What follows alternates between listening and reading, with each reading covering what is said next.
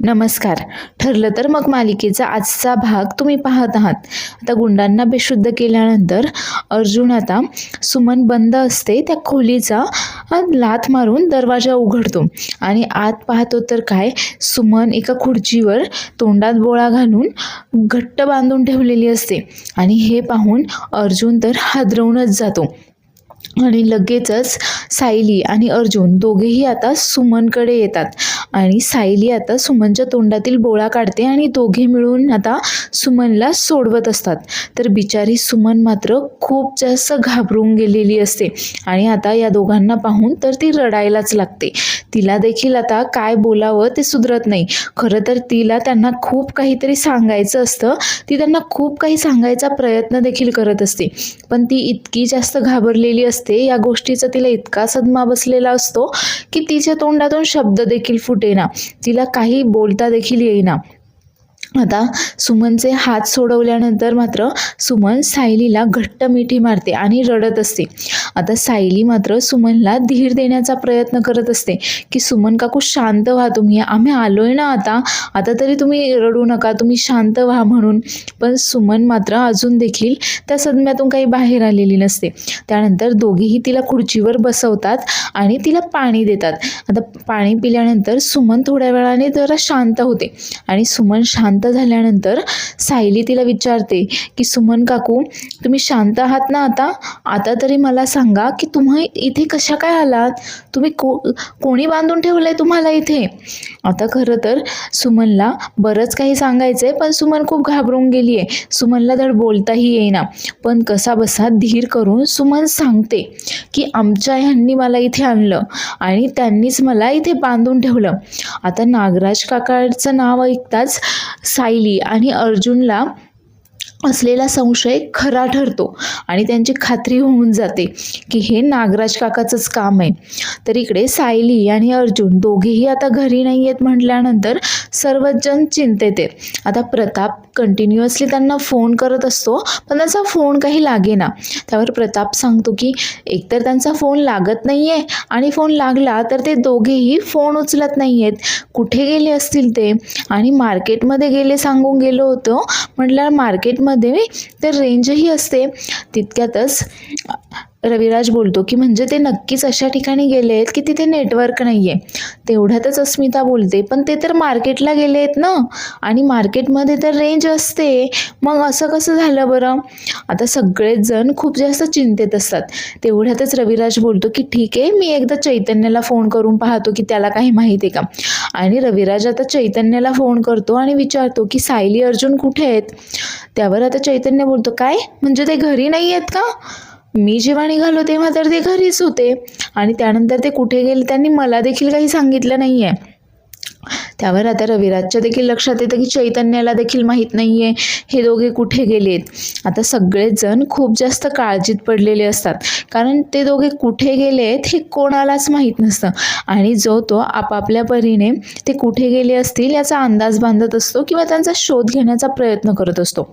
पण तन्वी मात्र चांगलीच घाबरून गेलेली असते आता आणि ती विचार करते की हे दोघे मधूनच कार्यक्रम सोडून कुठे गेले असतील आणि त्यांचा फोन देखील लागत नाही. नाही, नागोबाला ही गोष्ट लवकरात लवकर सांगायला हवी आहे. आणि ती आता नागराजला फोन करण्यासाठी तिथून सटकते आणि बाहेर येऊन नागराजला फोन लावायचा प्रयत्न करत असते. तर सगळेच जण सायली अर्जुनच्या वाटेकडे आता डोळे लावून बसलेले असतात. तर सुमन आता इकडे यांना सगळं काही खरं सांगून देते. ती सांगते की आमच्या यांनीच मला किडनॅप केलं होतं, त्यांनीच मला इथे बांधून ठेवलं आहे आणि त्यांनीच मला इथे घेऊन आले ते. आता नागराजचं नाव ऐकताच सायली आणि अर्जुनचा संशय खरा ठरतो. दोघेही एकमेकांकडे पाहत असतात आणि ते देखील आता खूप जास्त आश्चर्यचकित झालेले असतात नागराजचं नाव ऐकल्यानंतर. त्यावर आता सुमन त्यांना पुढे सर्व काही सांगत असते की त्या दिवशी तुमच्या घरी गेट टुगेदर होतं त्या दिवशी मी निघाले नागराजचा पाठलाग करत कशाप्रकारे ती इथपर्यंत पोहोचली आणि इथे पोहोचल्यानंतर नागराजने तिला इथेच बांधून ठेवलं वगैरे हे सगळं काही ती आता त्यांना सांगून देते आणि सांगते की महिपत देखील इथेच होता, त्याला देखील यांनी इथेच बांधून ठेवलेलं होतं. आता या दोघांचा तर विश्वासच बसत नाही. त्यावर सायली बोलते की म्हणजे नागराज काका तर महिपत देखील सुद्धा वरचढ निघालेत. त्यावर सुमन बोलते की हो, हे खूप भयानक आहेत सायली, खूप जास्त भयानक आहेत ते. आता या सुमन मात्र नागराजचा एक एक गुन्हा या दोघांसमोर उलगडत असते. आता अर्जुन देखील खूप जास्त आश्चर्यचकित झालेला असतो हे सगळं ऐकून. त्यावर आता सुमन पुढे सांगत असते की एके दिवशी नागराजने आता तिला इकडे शिफ्ट केलं, आधी मात्र तिला दुसऱ्याच कुठल्या तरी खोलीमध्ये शिफ्ट केलेलं होतं आणि त्यानंतर त्याने महिपतला देखील इथे आणून बांधून ठेवलं. आता सायली आणि अर्जुनच्या लक्षात येतं की त्या दिवशी जेव्हा ते पोलिसांची टीम घेऊन तिथपर्यंत आले होते तेव्हा अगदी थोडक्यातच ते सुमन काकूपासून वाचले, म्हणजे अगदी ते सुमन काकूच्या जवळच पोहोचलेले होते. पण त्याआधीच नागराज काकाने येऊन सुमनला आता दुसरीकडे शिफ्ट केलं आणि त्यामुळे मात्र त्या दिवशी त्यांना सुमन काही सापडू शकली नाही. आता दोघेही खूप जास्त आश्चर्यचकित झालेले असतात. त्यावर अर्जुन विचारतो पण पुढे काय झालं. त्यावर आता सुमन त्यांना सांगते की मला इथे शिफ्ट केल्यानंतर महिपतला देखील इथे शिफ्ट केलं, त्याला देखील इथेच बांधून ठेवलेलं होतं. पण मग आता महिपतने सुमनशी गोड गोड बोलून मात्र स्वतःची सुटका करून घेतली आणि सुमनने देखील त्याच्यावर विश्वास ठेवून त्याची दोरी सोडली. त्यानंतर मात्र महिपतने सुमनला सोडण्याऐवजी तो तिलाच घट्ट बांधून तिथून पळून गेला. आता हे सगळं काही सायली आणि अर्जुन ऐकतात, पण त्यांना हे कळत नाही की महिपत तर नागराजचा मित्र आहे आणि ते दोघे मित्र असून देखील नागराजने महिपतला का इथे किडनॅप करून ठेवलेलं असेल वगैरे. त्यावर अर्जुन बोलतो की पण महिपतने तर प्रतिमा आत्यासमोर सगळी काही ॲक्सिडेंटची माहिती सांगितली होती, कबुली दिली होती. त्यावर सायली बोलते हो, कदाचित त्यानंतरच त्या दोघांची मैत्री तुटली असावी. आता मात्र अर्जुनला दाट संशय येतो की तो अपघाताचा मास्टर माइंड जो आहे तो नागराजच असणार आहे आणि तो तसं बोलून देखील दाखवतो. त्यावर सुमन देखील बोलते की हो, मला देखील अशीच शंका आहे की हा अपघात यांनीच घडवून आणला असावा. तर इकडे तन्वी मात्र आता नागराजला फोन करत असते सायली अर्जुन इथे नाही आहेत हे सांगण्यासाठी. पण आता नागराज मात्र तिकडून निघालेला असतो आणि गाडी चालवत असताना तो फुल व्हॉल्यूम करून आता गाणी ऐकत असतो. त्यामुळे तन्वीचा त्याला फोन येतोय याकडे त्याचं लक्षही नसतं. तन्वी मात्र खूप घाबरून गेली आहे आणि त्याला वारंवार फोन करतीये आणि आता ती विचार करते की ह्याला जेव्हा गरज असते तेव्हा मी मात्र धावून जाते आणि जेव्हा माझ्या घशापर्यंत पाणी आलेलं असतं तेव्हा मात्र हा नागोबा कायमच गायब होऊन जातो. आता तन्वी देखील नागराजवर खूप जास्त रागवते. तर सुमन आता सायली अर्जुनला सांगते की मला देखील असाच संशय आहे की यांनीच भाऊजींचा अपघाताची सुपारी दिलेली असावी आणि मी त्यांना तसं बोलून देखील दाखवलं. त्यावर अर्जुन विचारतो की मग काय बोलला नागराज काका. त्यावर सुमन सांगते की अर्थातच त्यांनी कबुली दिलेली नाही आहे, पण मला खात्री आहे की हे सगळं त्यांनीच केलेलं असावं. आता मात्र हे ऐकल्यावर अर्जुन आणि सायली अजून जास्त आश्चर्यचकित होतात आणि ते दोघेही मिळून आता नागराज काकाला त्याच्या गुन्ह्यांची शिक्षा देण्याचं ठरवतात. त्यावर सायली सांगते की नागराज काकाला त्यांच्या दोन्ही गुन्ह्यांची शिक्षा मिळालीच पाहिजे. सुमन काकू, तुम्ही कोर्टात साक्ष द्याल ना? तुम्ही जर कोर्टात साक्ष दिली ना तर नागराज काकाला नक्कीच शिक्षा होईल. त्यावर आता सुमन देखील बोलते की हो, एका गुन्हेगाराची बायको असल्याचा मला खरंच खूप पश्चाताप होतोय वगैरे, मला माझीच लाज वाटते. आता सुमनला देखील तिचा नवरा गुन्हेगार आहे याचं खरंच खूप वाईट वाटत असतं आणि सुमन बोलते की हो, पण आता मात्र मी त्यांची अजिबातही साथ देणार नाहीये. जो माणूस त्यांच्या सख्ख्या भावाशी असं वागू शकतो तो बायकोला नक्कीच मारू शकतो आणि त्यावर त्यांनी मला जीवे मारण्याची धमकी देखील दिली होती. पण आता नाही, आता मी त्यांची साथ देखील देणार नाही आणि मी त्यांच्या विरुद्ध कोर्टात साक्ष देऊन त्यांना त्यांच्या गुन्ह्यांची शिक्षा देणारच आहे. पण अर्जुन बोलतो की 2 नाही 3 गुन्हे केलेत आणि आता लगेच आपण त्याला असं पोलिसांच्या हवाली नाही करू शकत. नाही म्हणजे त्यांनी घरेलू हिंसाचार आणि एक किडनॅपिंगचा गुन्हा तर केलाच आहे आणि तो आपण प्रूव्ह देखील करू शकतो. पण या अपघाताची सुपारी त्यानेच दिली होती याचा मात्र आपल्याकडे काही एक पुरावा नाही आहे. त्यासाठी आपल्याला आधी नागराज काका विरोधात पुरावे गोळा करावे लागतील आणि त्यानंतरच आपण त्याला त्याच्या सगळ्या गुन्ह्यांची शिक्षा देऊ शकतो. तर इकडे घरी अजून देखील सगळेजण सायली आणि अर्जुनचीच वाट पाहत हॉलमध्ये बसलेत. तर तेवढ्यातच नागराज मात्र घरी पोहोचतो आणि सगळ्यांना विचारतो की काय झालं, काही प्रॉब्लेम झालाय का. पण त्याला मात्र कोणी देखील काही एक सांगत नाही. आता तन्वी मात्र लगेच त्याला खुणावून स्वतःकडे बोलावून घेते. तर इकडे रविराज बोलतो की मार्केटमध्ये माझा एक मित्र आहे, मी त्याला विचारतो की तिकडे काही प्रॉब्लेम झाला आहे का, काही ट्रॅफिकचा वगैरे काही गोंधळ उडाला आहे का. तेवढ्यातच अस्मिता बोलते पण असं कसं होईल, तिकडे तर नेटवर्क असतं ना, मग तिकडचं नेटवर्क कसं अचानक कसं जाईल. तितक्यात कल्पना बोलते की अस्मिता अगं तू तर दोन्ही बाजूंनी बोलतीयेस, तू आराम कर. आणि आता तन्वी आता लगेचच नागराजला त्याच्याकडे बोलवून घेते आणि विचारते की मी इतक्या वेळा फोन केला होता तुम्हाला, तो फोन काय फक्त खिशात ठेवायला आहे का. त्यावर नागराज बोलतो की काय झालंय, इथे अन्नपूर्णा निवासामध्ये आग लागल्यासारखे काय सगळे वागतायत. त्यावर तन्वी सांगते की सायली आणि अर्जुन कार्यक्रमातून मधूनच निघून गेलेत आणि त्यांचा फोन देखील लागत नाहीये. ते कुठे गेलेत ते कोणालाच माहीत नाही आणि काहीतरी थातूरमातूर कारण सांगून ते इथून निघून गेलेत. आता मात्र नागराज देखील हादरतो आणि तो लगेचच बाहेर जातो आणि त्याच्या गुंडांना फोन करत असतो. पण आता त्या गुंडांना अर्जुनने आधीच मारून बेशुद्ध करून टाकलेलं असतं, त्यामुळे ते गुंड देखील काही त्याचा फोन उचलेना आणि आता फोन उचलला जात नाहीये म्हटल्यानंतर नागराज देखील जाम घाबरून गेलाय. तर इकडे सगळेच जण आता त्यांना फोन करून त्यांचा फोन लागतोय का, फोन उचलतायत का म्हणून प्रयत्न करतायत. तर सुमन अगदी तिच्या निर्णयावर ठाम आहे. पण आता सायली सांगते की असं असेल तर मग आपल्याला मात्र आपला जो सगळ्यात मोठा शत्रू आहे त्याचाच वापर करून घ्यायला हवा या सगळ्यामध्ये, जेणेकरून आपल्याला त्या ॲक्सिडेंटचे पुरावे मिळतील आणि नागराज काकाला शिक्षा करवता येईल. त्यावर अर्जुन बोलतो म्हणजे महिपत शिखरे, पण ते कसं. त्यावर आता सायलीच्या डोक्यामध्ये काहीतरी प्लॅन असतो की जेणेकरून ती महिपतकडनं देखील सगळं सत्य काढून घेईल आणि नागराज विरुद्ध देखील ते पुरावे जमा करून लवकरच त्याला पोलिसांच्या हवाली करतील. तर आता सायली तिच्याकडे असलेला जो काही प्लॅन असतो तो प्लॅन ती आता अर्जुनला आणि सुमनला सांगते आणि त्या दोघांना देखील सायलीचं म्हणणं पटतं आणि आता सायलीच्या प्लॅनप्रमाणे आता ते महिपतचा वापर करून नागराजकडून त्या ॲक्सिडेंटच्या पुरावे गोळा करणार आहेत आणि ॲक्सिडेंटच्या गुन्ह्याची कबुली देखील करवून घेणार आहेत.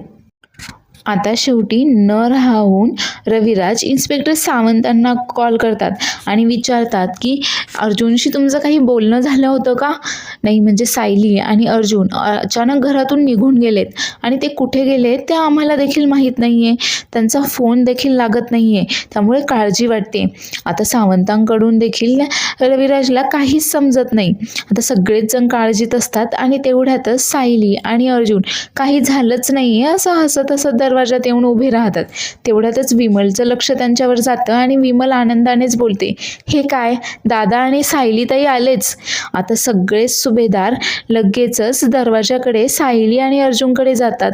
तितक्यातच कल्पना बोलते सायली अगं काय हे, मार्केटमधून रोपं आणायला इतका वेळ लागतो का. तितक्यात पूर्णा आजी देखील बोलते की तुम्ही कुठे गेला होता तसे न सांगता, मनात काय काय विचार येत होते.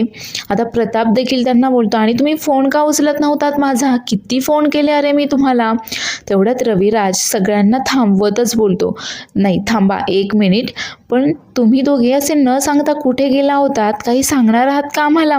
आता हे दोघे मात्र बाकीच्यांना काही सांगायच्या आधी फक्त एकमेकांकडे पाहून हसत असतात.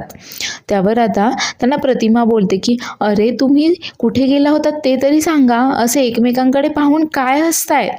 आता सायली आणि अर्जुन दोघेही बाजूला होतात आणि त्यांच्या मागून सुमन समोर येते.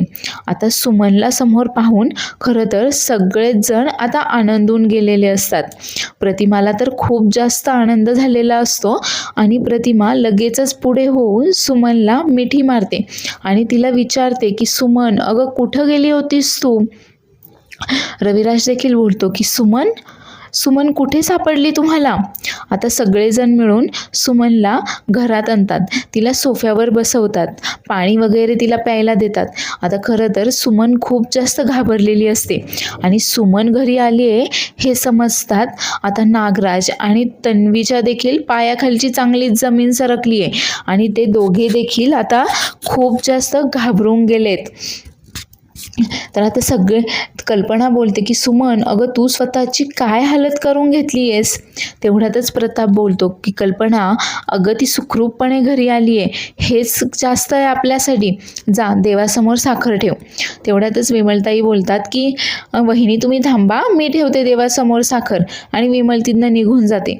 आता सगळेच जण विमलला विचारत असतात की तू इतके दिवस कुठे होतीस, कशी होतीस वगैरे, पण सुमन मात्र काही एक बोलत नसते. तेवढ्यातच अस्मिता बोलते की सायली, अर्जुन, म्हणजे तुम्ही मार्केटला जाताय सांगून सुमन काकूला आणायला गेला होतात का? तर ते देखील हो सांगतात. तर बोलतात की अरे आम्हाला सांगून तरी जायचं होतं ना, आम्ही सगळेजण किती काळजीत होतो बरं. त्यावर सायली सांगते की अस्मिताताई, आम्ही जर सगळ्यांना सांगितलं असतं तर सगळेच उगाचच काळजी करत बसले असते, म्हणूनच आम्ही कोणालाही न सांगता सुमन काकूला आणायला निघून गेलो. त्यावर आता रविराज विचारतो, नाही म्हणजे सुमनकडे पाहून तिला कोणीतरी किडनॅप केलं होतं हे तर समजतंय, पण कोणी किडनॅप केलं होतं सुमन तुला? तुला कोणी गायब केलं होतं, कोणी लपवलं होतं? आता मात्र अर्जुन अगदी कठोरपणे बोलतो, नागराज काका. आणि आता सगळ्यांना हेच वाटतं की नागराज काकानेच ह्याला किडनॅप केलं होतं की काय, आणि सगळेजण आता नागराजकडे पाहत असतात रागारागाने. नागराज मात्र चांगलाच घाबरून गेला आता इथे, आणि तो फक्त आता बोलत असतो की मी नाही. आता तो काहीतरी हेच सांगायचा प्रयत्न करत असतो की मी काही सुमनला किडनॅप केलेलं वगैरे नाही आहे. तर सायली आणि अर्जुन मात्र त्याची फजिती पाहत असतात. तेवढ्यातच अर्जुन बोलतो की नागराज काका, सॉरी बरं का, नाही म्हणजे तू सुमन काकूवर हात उचलला होतास हे खरं आहे, पण तू मात्र सुमन काकूला किडनॅप केलं होतंस हे मात्र खरं नाही आहे. मला माफ कर, मी उगाचच तुझ्यावर संशय घेतला. अरे हे तू काही किडनॅपिंग केलेलं नव्हतं सुमन काकूचं. त्यावर नागराज देखील बोलतो की हो, मी कशाला तिला किडनॅप करेल वगैरे. त्यावर आता अर्जुन बोलतो की तू भेटणार नाही आहेस का सुमन काकूला? आणि हे सगळं किडनॅपिंग जे आहे ते आता तो सांगणारच असतो. तेवढ्यात रविराज त्याला आश्चर्याने विचारतो की कोणी केलं होतं हे किडनॅपिंग? त्यावर आता अर्जुन महिपत शिखरेचं नाव सांगतो. आता महिपतचं नाव ऐकल्यानंतर मात्र थोडासा नागराजच्या जीवात जीव येतो, पण बाकीचे मात्र खूप जास्त आश्चर्यचकित होऊन जातात की महिपतने सुमनला का किडनॅप केलेलं असावं. तर तन्वी देखील आता गोंधळून गेलेली असते की अर्जुन महिपतचं नाव का घेतोय. तर नागराजला मात्र हायसं वाटत असतं की बरं झालं आपल्यावर काही आलं नाही आहे, आता या महिपतवरच संशय घेत आहेत. तेव्हा अर्जुन सांगतो की आम्ही जेव्हा लोकेशनचा शोध घेत तिथपर्यंत गेलो तेव्हा सुमन काकूला खोलीमध्ये डांबून ठेवण्यात आलेलं होतं आणि बाहेर महिपतचे गुंड पहारा देत होते. याचाच अर्थ सुमन काकूच्या किडनॅपिंग मागे नक्कीच महिपतचाच हात आहे. आता नागराज मात्र विचार करत असतो की बरं झालं इतकं सगळं होऊन देखील सुमनने तोंड उघडलं नाही. सुमन, तू आता तुझं तोंड असंच बंद ठेव म्हणून. तर रविराज सुमनला विचारत असतो, सुमन तू ठीक आहेस ना, आणि तुला महिपतनेच किडनॅप केलेलं होतं का? आता सुमन देखील खूप घाबरलेली असते, पण तरी देखील मान डोलावून ती देखील होकार देते. तर तन्वी मात्र विचार करत असते की या नागोबाने काय एवढी जादी करून ठेवली आहे या बावळट सुमनवर, म्हणजे एवढं सगळं होऊन देखील ती न घाबरता महिपतचं नाव घेते, नागराजचं नाही. चला आता नागराजचा अजून एक गुन्हा महिपतच्या माथी पडलाय वगैरे. तर आता हा नागराज सुमनकडे येतो, तिचा हात हातात घेतो आणि तिला थोडंसं असं रागानेच म्हणत असतो, सुमन तू आलीस? अगं तुला इथे पाहून मला किती आनंद झालाय. सुमन मात्र खूप जास्त घाबरलेली असते आता इथे. आणि नागराज मात्र बोलत असतो की तू जेव्हापासून हरवली आहेस ना तेव्हापासून माझ्या डोळ्याला डोळा लागत नाहीये. मला झोप लागली तर स्वप्नात तूच दिसतेस आणि डोळे उघडून पाहिलं तर समोर तू नसतेस. अगं माझी काय अवस्था झाली होती वगैरे. आता मात्र सर्वांसमोर हा अगदी नाटक करत असतो. तर सुमन बिचारी खूप जास्त घाबरली आहे आणि हे सायली अर्जुनच्या चांगलंच लक्षात आलंय. तर पुढील भागामध्ये पाहणार आहोत की नागराज आता तिच्याशी बोलता बोलता तिला धमकावतो की आता जसं तोंड बंद ठेवलंय ना तसंच तोंड बंद ठेवायचं, ह्या दोघांसमोर काही तोंड उघडायचं नाही. आणि त्याच्या या धमक्या ऐकून सुमन देखील खूप जास्त घाबरून गेली आहे. पण अर्जुन मात्र नागराजला बाजूला घेतो आणि त्याला विचारतो की नागराज काका, हे किडनॅपिंग तर तू काही केलेलं नाही आहेस, मग तुझ्या मोबाईलमध्ये तो व्हिडिओ कुठून आला रे? त्यावर नागराज विचारतो, व्हिडिओ? कसला व्हिडिओ? कुठला व्हिडिओ आहे माझ्या मोबाईलमध्ये? आता अर्जुन स्वतःचा मोबाईल घेऊन त्याला नागराजला तो व्हिडिओ दाखवतो जो की त्या गुंडाने रेकॉर्ड करून पाठवलेला असतो सुमन जेव्हा डांबून ठेवलेली असते तेव्हा. आणि आता हा व्हिडिओ पाहून नागराजची तर चांगलीच बोलती बंद होते आणि आता आपलं सगळं काही पितळ उघडं पडलंय हे त्याच्या चांगलंच लक्षात येतं. तर आजचा एपिसोड आवडला असल्यास चॅनलला लाईक, शेअर आणि सबस्क्राईब करायला विसरू नका. आणि नागराजला शिक्षा होते की नाही हे पाहण्यासाठी उद्याचा एपिसोड पाहायला देखील विसरू नका. धन्यवाद.